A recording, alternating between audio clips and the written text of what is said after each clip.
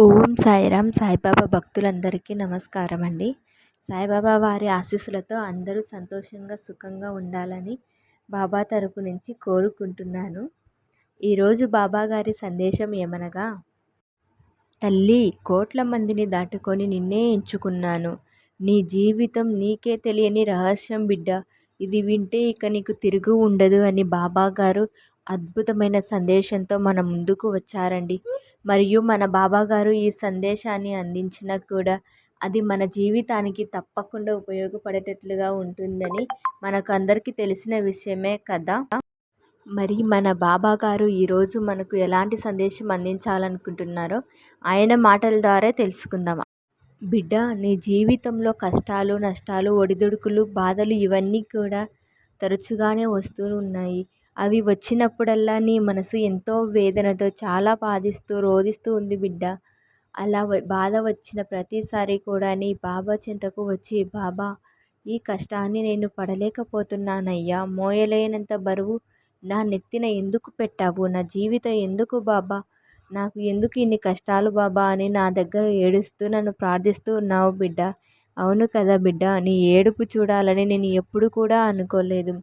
ఎందుకంటే ఏ తండ్రి అయినా సరే తన బిడ్డ నవ్వుతూ ఉండాలి, ఆనందంగా ఉండాలని కోరుకుంటారు కదా. అలా నువ్వు ఏడుస్తూ ఉంటే నా మనసు ఎంత బాధగా ఉంటుందో ఒక్కసారి ఆలోచించు బిడ్డ. నీకు కొత్తగా చెప్పాల్సిన అవసరం కూడా లేదమ్మా.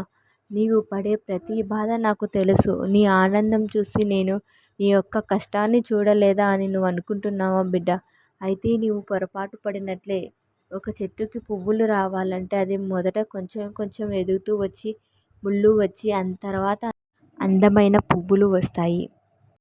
అదేవిధంగా నీ జీవితంలో ఇప్పుడు కష్టాల సమయం అనేది జరుగుతూ ఉంది అంటే దాని అర్థం నీకు సుఖాలు అనేవి రాబోతున్నాయనే అర్థం బిడ్డ. నీకు కష్టం వచ్చినప్పుడు బాధపడకుండా ఎలా ఉండాలి బాబా అని అడగవచ్చు బిడ్డ. ఏదైనా బరువు బాధ్యత అనేది నువ్వు నా మీద వెయ్యి. నీవు నాకు ఏడుస్తూ చెప్పాల్సిన అవసరం లేదు బిడ్డ. నీవు నాకు ప్రార్థించే సమయం ఏదైతే ఉందో, నా గుడికి వచ్చి నా కష్టాలు చెప్పుకునే సమయం ఉందో ఆ సమయంలోనైనా సరే ఆనందంగా ఉండాలి బిడ్డ. గుడికి ఎందుకు వస్తావు బిడ్డ? మనశ్శాంతి కోసమే కదా. అటువంటి సమయంలో నీవు కన్నీరు పెట్టుకుంటే నిన్ను చూడగలనా తల్లి? ఒక్క నిమిషం ఆలోచించు. నా దగ్గరికి వచ్చినప్పుడైనా సరే నువ్వు సంతోషంగా గడుపు అమ్మా. నీకు ఇన్ని రోజులు కష్టాలు అనుభవించే రోజులు లేవమ్మా.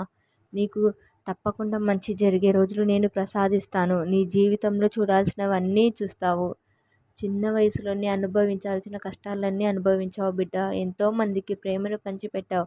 ఎవరికీ కూడా నీ విలువ తెలియకుండా పోయింది బిడ్డ. ఎంతోమందికి ప్రేమ చూపించి నీవు దగ్గర తీసుకొని ముద్దలు కలిపి అన్నలు కూడా పెట్టావు. నీ చేతిలో ఎంతమందికో వండి పెట్టావు. అయినా కూడా నీ మీద ఎవరికి కూడా విశ్వాసం అనేదే లేదు. కానీ నీకంటూ మంచి రోజు వచ్చిన తర్వాత వాళ్ళు తప్పకుండా బాధపడతారు బిడ్డ. నీవు తెలుసుకోవాల్సిన విషయం ఏమిటంటే, మూర్ఖులతోటి ఎక్కువగా వాదించకమ్మా. ఎందుకంటే అలా వాదిస్తే ఇప్పటికే బాధపడుతున్న నీ మనసు ఇంకాస్త బాధకు గురి అవుతుంది. నేను ఎప్పుడు నీకు చెప్పే విధంగా నీ జీవితంలో ఏదైతే నీ చేతిలో లేదో, ఏదైతే నీ చేతిలోకి రాదో, అది వస్తువైనా కానీ, పనైనా కానీ, లేకపోతే ఏదైనా బంధం కానీ, ఏదైనా సంబంధమైనా కానీ పూర్తిగా వాళ్ళ ఇష్టానికే వదిలేసే బిడ్డ. ఎందుకంటే నువ్వు ఎంత దాన్ని నీ దగ్గరికి లాక్కోవాలని చూసినా అది నీది కాదు అన్నప్పుడు నీ దగ్గరికి ఎప్పుడుకి రాదు అని గుర్తుంచుకో బిడ్డ. ఎదుటివారు నీతో ఎలా మాట్లాడుతున్నారు, ఎలా ప్రవర్తిస్తున్నారో దాన్ని బట్టే వాళ్ళు ఇచ్చే విలువ ఎంతవరకు అని తెలుసుకొని నీవు వారితో అలాగే ఉండు. నీవి కష్టాలు ఎలా ఉన్నాయో అవి సగం తీరిపోయినట్టే బిడ్డ. ఇది ఒక్కటి గుర్తు ఉంచుకో. నీ మనసున బాధ పెట్టుకొని ఈ అందమైన చిన్న జీవితంలో ఎప్పుడు కూడా ఏడుస్తూ గడుపుతూ ఉంటే నీవు ఆనందంగా సంతోషంగా ఉండే రోజులు ఎప్పుడొస్తాయి బిడ్డ?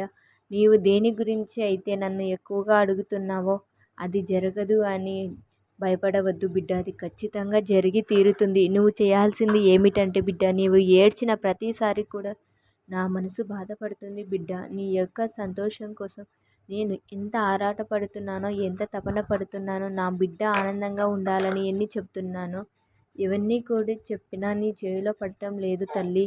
ఏదైనా కానీ నీ చెవిలో పడితే నీవు ఆనందంగా ఉండాలి కదమ్మా. కానీ నీ కంట్లో కన్నీరు ఆనందంతో రావడం లేదు, బాధతోనే వస్తున్నాయి. నీ జీవితంలో సంతోష సమయం అనేది ఆరంభానికి గుర్తు. ఇది గుర్తుంచుకొని ఈ క్షణం నుంచి నీవు ఎలా ఆనందంగా ఉండగలవో, ఈ క్షణం నుంచి నువ్వు ఆనందంగా ఉండడం కోసం ఏం చేసుకోగలవో అదే చేసుకొని ఆనందంగా ప్రతి క్షణం నీ జీవితంలో ఉండు బిడ్డ. కాలం విలువైనది కాబట్టి ఎంతో మధురంగా ఆనందంగా ఆ క్షణాన్ని అనుభవిస్తే అసలు నీ కంట్లో దుఃఖం అనేది ఉండదు బిడ్డ. ఈ క్షణం నుంచి నేను చెబుతున్న మాటలు గుర్తుంచుకో. ఎప్పుడు కూడా ఏడవద్దు బిడ్డ. ఎప్పుడు కూడా ఎవరిని అతిగా నమ్మవద్దు. నీ కష్టాన్ని ఎప్పుడు పక్కన పెట్టవద్దు. నీ యొక్క లక్ష్యం ఏదైతే ఉందో దానికోసం తప్పితే నీ ఆలోచన మరి ఏ చెడ్డ ఆలోచనలు నీ మనసులోకి రానివ్వద్దు. చెడ్డ ఆలోచనలు అంటే ఎదుటి వారి కోసం ఎక్కువగా ఆలోచించినవి. నీ మనసు పాడు చేసుకోవద్దు బిడ్డ. నీ జీవితంలో నీకు ఏదైతే ముఖ్యం అనుకుంటున్నావో దానిపైనే నువ్వు పూర్తి శ్రద్ధను పెట్టి దానికోసమే కష్టం ఎక్కువగా పడి అది సాధించేంత వరకు నీ తెలివితేటలను ఎలా వాడుకుంటావో అలా వాడుకో. నువ్వు కష్టపడింది ఏదైనా కానీ అది పూర్తిగా నీకే దక్కుతుంది అని గుర్తుంచుకో బిడ్డ. నీవు ఎప్పుడు కూడా ఎక్కడ కూడా తప్పు చేయకు. ఎప్పుడైనా కానీ తప్పు లేకుండా ఎవరైనా నిన్ను దూషించినప్పుడు వారిని కూడా నువ్వు మాటలతో నిలదీసే ప్రయత్నం చేయొద్దు. ఎప్పుడు ఏదో పనికిరాని దాని వల్ల ఆలోచిస్తూ సర్వం కోల్పోయినట్లు ఒకే చోట కూర్చోవద్దు బిడ్డ. నీవు ఏం చేయగలవో దానిపైన నీ దృష్టి పెట్టు. నీ శక్తి సామర్థ్యాలు అన్నీ కూడా దానికోసం ఉపయోగించు. నీ తెలివితేటలను ఆయుధంగా మార్చుకొని ఆ పనిపైనే నువ్వు శ్రద్ధ కనుక పెట్టినట్లయితే తప్పకుండా నీవు అనుకున్న లక్ష్యం వైపు అడుగు పెడతావు. నీకు విజయం లభిస్తుంది. ఇది నా గురుభిక్ష అనుకో బిడ్డ. ఎందుకంటే నా ఆశీర్వాదం నీపై ఉన్నప్పుడు నీవు ఇక దేని గురించి ఆలోచించాల్సిన అవసరం లేదు. బాధపడాల్సిన అవసరం లేదు. అంతకంటే లేదు బిడ్డ. ఆనందంగా ఉండు. ఆనందంగా ఉంటేనే ఆ ఆనందం నీకోసం వెతుక్కుంటూ వస్తుంది. నువ్వు ఏడుస్తూ ఉన్నావంటే ఆ దుఃఖం అనేది నిన్ను వెతుక్కుంటూ వస్తుంది. ఏది నిన్ను వెతుక్కుంటూ రావాలో ఇకపై నువ్వే ఆలోచించుకో బిడ్డ. నీవు అర్థం చేసుకుంటావని ఈ బాబాగా ఆశిస్తున్నాను అని మన బాబాగారు ఈరోజు మనకు అద్భుతమైనటువంటి సందేశాన్ని అందించారండి. ఈ సందేశం మీకు అందరికీ నచ్చిందని అనుకుంటున్నాను. ఓం సాయిరామ్. సద్గురు సాయినాథ్ మహారాజ్కి జై.